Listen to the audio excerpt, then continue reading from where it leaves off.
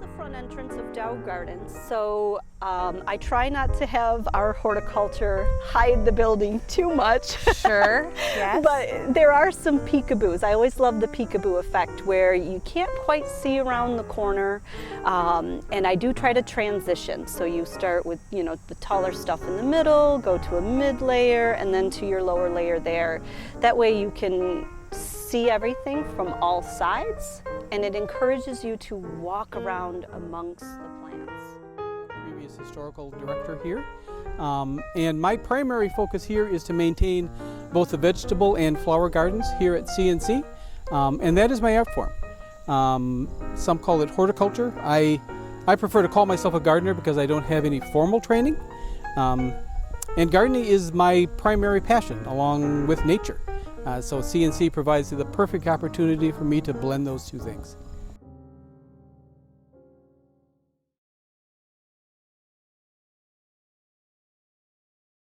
Spots, or I need inspiration, need help, I have people to turn to, okay. which is really a confidence builder. There's no failing here. So. But in the wintertime, we do all of our planning, okay. Researching, looking through catalogs. We have people that help us source, so that's what we do. It's a team effort. It is really collaborative in nature and collaborative in nature. Okay, yes. good. Yeah. No pun. No pun intended, but that worked really nicely. It did. That's amazing. So one of the things that we've been talking about as we do these interviews is how do you see this art as something that's inclusive, something that brings people together, something that is collaborative. So how do you view what you're doing here as a part of that? Nothing pulls people in better than flowers, a big flower show. And also we have mature trees, and people who see that, they're like, how old are these? We have old and mature landscapes here, and we have beautiful evolving flower beds, so you really get the myriad. So it's a taste for everyone. Mm-hmm. Mm-hmm. How do you see horticulture and art as being similar, or one and the same, or in the same vein? Well, again, it comes back to that creativity. I mean, the canvas is I start over every year here. You won't see the same design twice. So, and each time I learn better, and it's mixing different colors and different textures and different forms. Mm-hmm. Okay. And you love it. You're clearly passionate about it. Yeah. Yes. Oh, that's wonderful. So now you said in the beginning you design it so it welcomes people. Yes. And then it also pulls them right in. And then bids them adieu as they're walking and leaving. What are some of the things you hope people see when they look at what you've created? I love observing the plants. So if you come at the beginning of the season, these flowers were actually they're small when they come out. And then by the end of the season, they're full and big and bountiful, and observing all of the wildlife and insects, and you see the movement on there, and just, people immersing themselves. Okay. And is there something you hope that they take away? Like, we've come to Dow Gardens, we've walked and seen every inch of this place, and now we're leaving and heading home. Is there one or two things that you'd want a visitor to take away from what they've seen? Hey, I can do that too. Okay. You can take horticulture anywhere you go. I mean, even if it's a simple container pot on your porch, or if it's, oh my gosh, I love the perennial combination there, and you go to your local nursery or wherever you pick up your plants, and you just try things out in your yard at home. No, that's perfect. And that's a great segue into the question of, if you're just starting out and you know nothing about plants except, wow, that looks really beautiful. Yeah. How do you get started? How would you suggest someone? Here in Midland, we're very fortunate. We do horticulture in a big way. Our city has a very strong horticulture program, forestry, and here we have a botanical estate nestled in the heart of the city, So there are resources out there, and you will have to stop us, because we will keep talking to you for hours and hours about plants and combinations and, where to find things. So the resources are here. They're there if you look for them. So you can come to Dow Gardens, you can become inspired. Yes. You can chat with the staff. Can I chat with you about how I get involved? Yeah. And then it's as simple as just buying plants and putting them in the grounds? Sure. I never get discouraged. You know, not everything's going to work out. And I mean, I know this firsthand. There's things that started off really great, and then a few years later it starts to decline. You keep trying, never give up. Well, and that's a beautiful sentiment in and of itself, right? Never give up and Never don't give get up. discouraged and Yeah. how that goes. Is there anything else that you would say you see as this work that you do, as you're encouraging people to get started and never give up, something that really brings things together? Like, is there any inspiration for you or anything that you see? It's always evolving. The landscapes, diversity, everything, it's always evolving. So look for those changes and play on it. You know, if things, outgrow spaces, don't be afraid to divide them and move them about. And if, again, there's plenty of things out there to explore and try.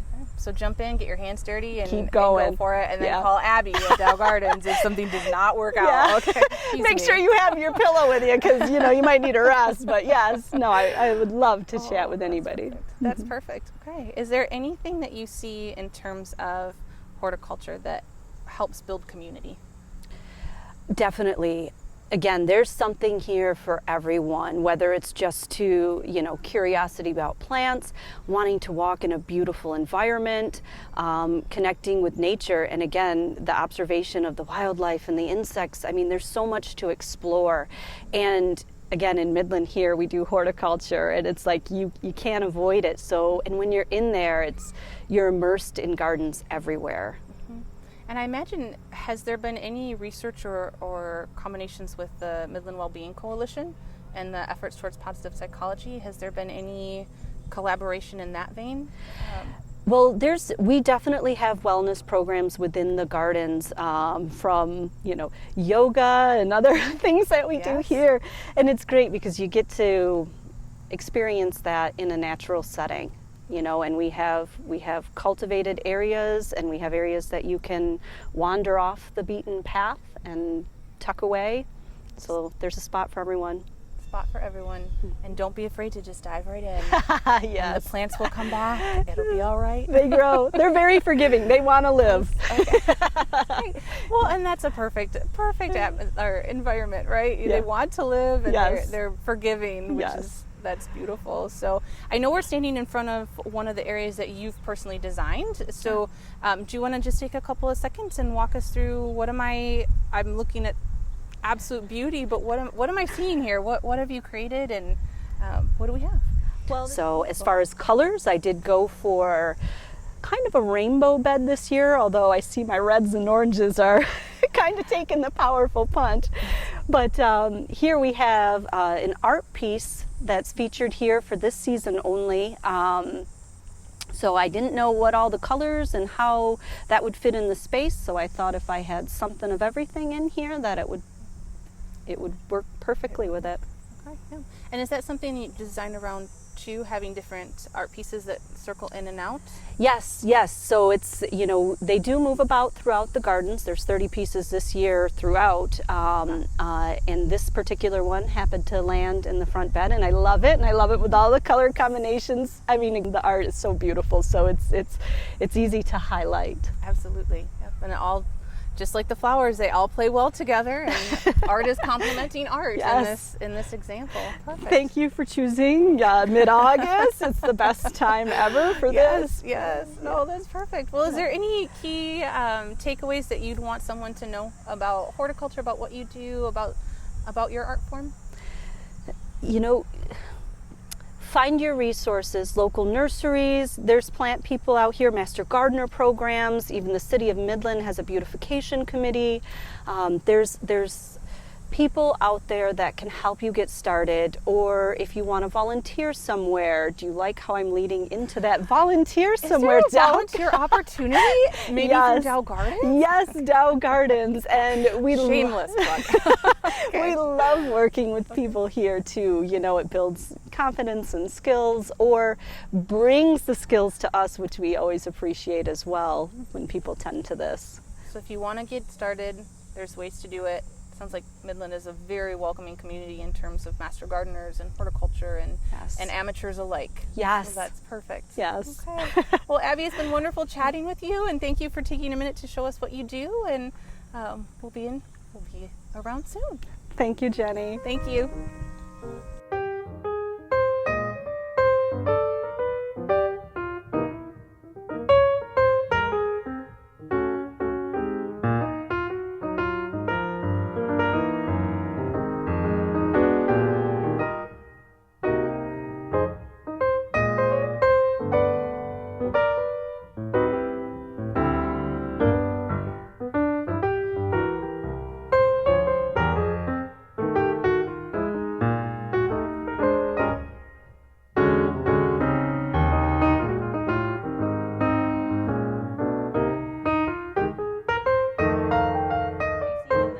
Okay. We'll dive right in. All right. Hi, I'm Jenny with Public Arts Midland, and today I am chatting with Rob Maxwell. He is the board president of the Chippewa Nature Center and also the lead volunteer for what we see behind us, the absolutely stunning CNC garden. So, Rob, Yes. who are you and what do you do? Well, thanks, Jenny. As you said, my name is Rob Maxwell. I serve as the board president, but the title that I am most proud of is CNC Garden Manager, which was a title bestowed on me by Kyle Bagnall, a previous historical director here. And my primary focus here is to maintain both the vegetable and flower gardens here at CNC, and that is my art form. Some call it horticulture. I prefer to call myself a gardener because I don't have any formal training. And gardening is my primary passion along with nature. So CNC provides the perfect opportunity for me to blend those two things. So, how long have you been involved? Well, I know you like to call it gardening. Mhm, You're not a mhm, professional. mhm. So, how long have you been gardening? Did it start at CNC or did you get this beforehand? I've been gardening since I was a young kid. My mother and father were both gardeners. My father primarily maintained a vegetable garden for us, and that was the source of most of our vegetables. I remember as a kid, he would go out in the spring and rototill the garden, and then dig the furrows with a hoe, and we, as his children, would follow behind him, plant the seeds, sprinkle in 10-10 fertilizer, and then he would come back and cover the rows, and then our job was to hoe the weeds through the summer and help my mother collect the harvest. And then I picked up on that. My mother also was an avid flower gardener and a painter and a photographer. So our house was surrounded by huge flower gardens. And I was always interested in growing plants, house plants, flowers, vegetables, herbs. It's expanded now into also native plants and medicinal plants. So I would say I've been a gardener for as long as I could hold a hoe. That's a good way to put it. Okay, yep. And so that kind of paid off. So you got the love Yes. of gardening from your family then, Yes. it sounds yes. like. Yes. And now you've translated that into CNC. So what do you do specifically? How did you get involved with CNC and how did this all take shape? Well, my involvement with CNC goes back to my early teens. I came out here often just to hike the trails and participate in some of the programs. My younger brother and I actually helped hew some of the timbers for the original log barn, which came down a few years ago. And that was a really special event to be able to come and do that. I moved to Washington in '86 and was gone for 16 years. When I came back, I reconnected with Chippewa Nature Center just to do programs and things, and quickly signed up to be a volunteer in various areas around the Nature Center in different programs. And I finally decided to dip my toe in the homestead, which is a big volunteer program. It runs through the summer, and then we have events connected to the homestead. And my original plan was to be a homestead volunteer and do things in the cabin and in the barns. And after the end of that first meeting, Kyle said, and if anyone's interested in helping with the gardens, meet with these folks over here. And I went right over there. Immediately volunteered. Immediately jumped right into the gardens. That was 2011. I signed up for the typical 6 Sundays through the summer that first year. Okay. Spent a lot of time out here on my own, though, cleaning up the flower garden and the vegetable garden. And I went to Kyle after that first season. I said, I think we could do more with the gardens. Would you be willing to let me do that? And Kyle, being the very wise man he is, said, absolutely. I've just been waiting for someone who said they wanted to do that. So the next year, I I made up a much more elaborate plan.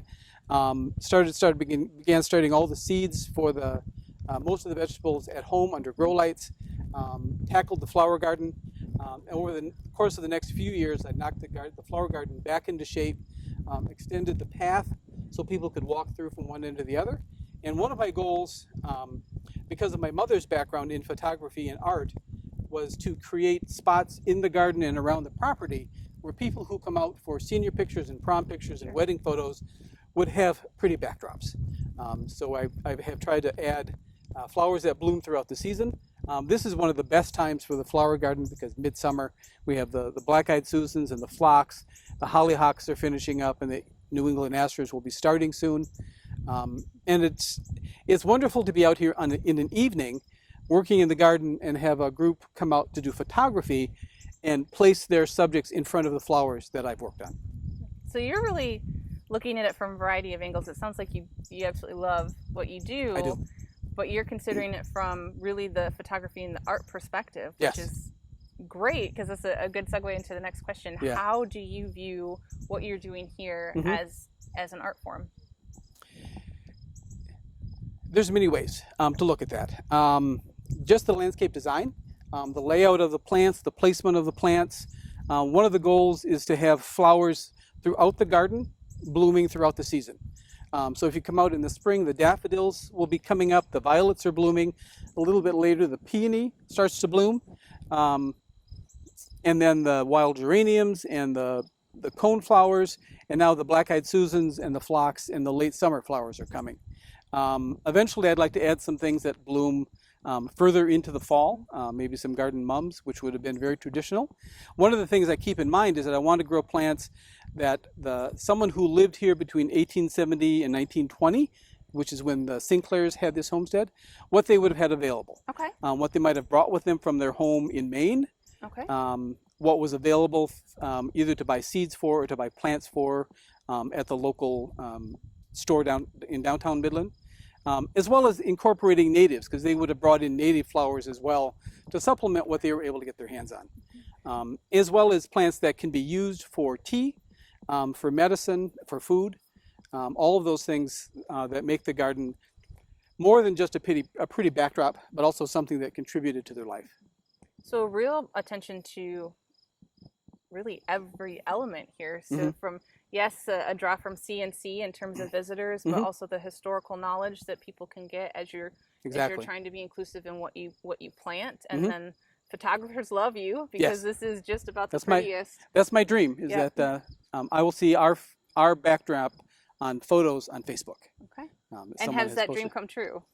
Yes, I have seen. In fact, one year I grew sunflowers in the garden, and they actually, I believe, showed up in someone's wedding photos. Oh, wow. I saw them online, and I recognized those sunflowers. So your dream has come true multiple times then with what you've been able to do since 2011? 2011 and 12, like you got started. Yep, okay. yep. All right, good. Yeah. Well, how would you say someone could get involved in either volunteering with the garden here at CNC or on their own? Is there something that they could do? Absolutely. What would you recommend? Yes. A great way to start gardening is to volunteer in someone else's garden. Okay. Then they're responsible. They set the plan, they set the schedule.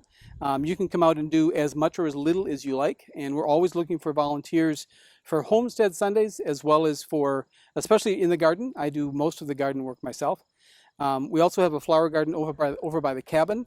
I added a couple of summers ago, again, to create another backdrop. As people come up the trail from the sheep pen, I wanted to have flowers against that side of the cabin.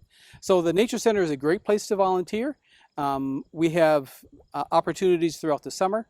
You can volunteer for programs like the Fall Harvest Festival, where you can learn about the agriculture, the historical agriculture of the area. Okay. You can also do the same thing at Dow Gardens. They have a volunteer program where you can learn from professionals, people who have gone to school, have master's degrees in horticulture and botany and things like that.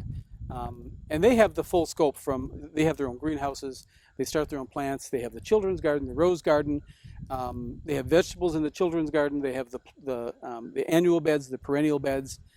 And that's a great place to learn what you're interested in. The first thing I would tell someone to do is decide what kind of gardening you want to focus on. find a type of plant that really makes your heart sing, whether it's a flower or an herb or a vegetable, and focus on that one. Maybe you live in an apartment and only have room for a couple of pots on your balcony.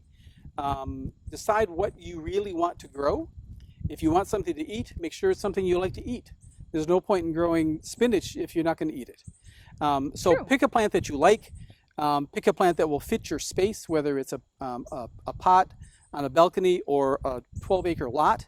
And start small. Start with what you know you can maintain on your own, or with whatever help you have available. Don't put in a 4-acre garden if that's your first summer. Grow some tomatoes. Tomatoes are easy. You can buy tomatoes almost anywhere pre-started for you. Beans are easy. Everyone says lettuce is easy. I've never been able to grow lettuce. Okay, so lettuce is challenging. I find lettuce challenging. Okay. Spinach, however, if you get it in early, is easy. Okay. And there's nothing like going out in your garden and picking a handful of fresh spinach, either blanching it or chopping it up and putting it in a salad, slicing your own tomato, slicing your own cucumber, digging your first potato. But figure out what it is you want. Herbs are easy, and they're a great way to start because you can always use herbs in whatever you're cooking. And the common ones like basil, thyme, oregano, dill are all super easy to grow. So they're a great way to start as well. And a lot of them come back year after year, so you only have to do it once and then just go out and harvest So as you start need. small. Start is what it small sounds like. and start with what you love. Okay. So what do you love? What's your What favorite? do I love? If you had to pick one, which I know is going to be hard. It would be hard for me. Put you on the spot. Yes. Here. What See, one flower, one plant? My gardens at home are almost all native plants. Okay. That's If a fair answer. yes, Native species, if I we can had go with that. if I had given a little more thought when I first put them all in, I might have left some space. I love fresh tomatoes. Okay. I love fresh peas. I love fresh spinach. Okay. I like to grow herbs. I love basil. I think we're up to 6. Yeah, so we're up now, to 6. So if I had to do 2, I would do tomato and basil. Well, and that's a good combination. That's a good combination. I mean, very Italian. Any kind of you, tomato with any kind of basil is always a good combination. It is. Whether I it's agree. little cherries or plum tomatoes for sauce or big beefsteaks for sandwiches. Those two Yeah. will I'm with make you your on that. summer. It really Make will. your summer. I Yep. couldn't agree more. Yep. So we know how to get involved. We know how you get started. Mhm. Is there anything in particular that you really feel that what you do, how that impacts the Midland community as a whole in terms of art, in terms of inclusion, in terms of bringing people together? Yes. On a very practical sense, and this is a plug for the Chippewa Nature Center Garden, since 2012 we have donated over a ton of fresh organic produce that's to the wonderful. emergency food pantry. That's wonderful. So that's a very stick to your ribs kind of benefit to the community. The other is introducing people often for the first time to especially how vegetables are grown. It's surprising how often people don't know that carrots are pulled out of the ground, that beans grow on a vine, that garlic and onion are bulbs growing in the ground. And to give a child the opportunity to pull his first fresh carrot, or help sort through the soil and find the first potatoes at the end of the season. One of my other goals besides creating a backdrop is providing a place where people can come on a regular basis and talk to someone about getting involved in gardening. Okay. And that's often what the conversations I have in the garden are about. What is that? How do I get started? What do I do? I've learned over the last few years how important food security has become for our community. And one of the things that I strive to do is help people understand that you can be secure about food by growing your own. You know what goes into it, you know what's coming out of it. You know where it came from, you know what's on it, and you know once you have learned a few skills, you can always have fresh produce through the summer. And if you have the space, you can have enough produce to carry you through the winter. So kind of a teach a man to fish type of Yes. scenario. Yes. You know, once you have those skills, you Yep. can really start to gain a level of independence Exactly. in the food scarcity. Yeah, and one of the great things, Issues. opportunities I've had is to actually give people things out of the garden that they could take home and start Oh, that's themselves. wonderful. I've explained to people how to save tomato seeds, given people tops off our walking onions, shared with people a piece of a hop vine so you could take it home and grow your own hop vine. Because the garden produces so much, I'm able to share not just the produce, but also things that people can then use to grow their own. So really gardening is for you. You love it. It's clearly a passion, but you see that impacting in so many different ways, not just a beautiful thing to look at and get pictures taken, which Exactly. it is, Yeah. but really a way to fight food insecurity and poverty in a sense. Yes. Yeah. Goodness. Yeah. And I know a lot of people come out here when there's no programming going on, and I know that people can come out and walk through this flower garden or go into the vegetable garden and find some peace. And that's so important, especially over the last year and a half. Having a place where you can go that's quiet and peaceful and you can let everything go and enjoy the beauty of nature, but also what we are planting on our own to supplement what's already here. And they can come out and find peace. That's beautiful. Yeah. I don't know what more you would want in terms of that goes. Well, Rob, thank you so much. You're welcome. It's been a pleasure Thanks. chatting with you. Thanks. And thank you so much for joining us. Thanks.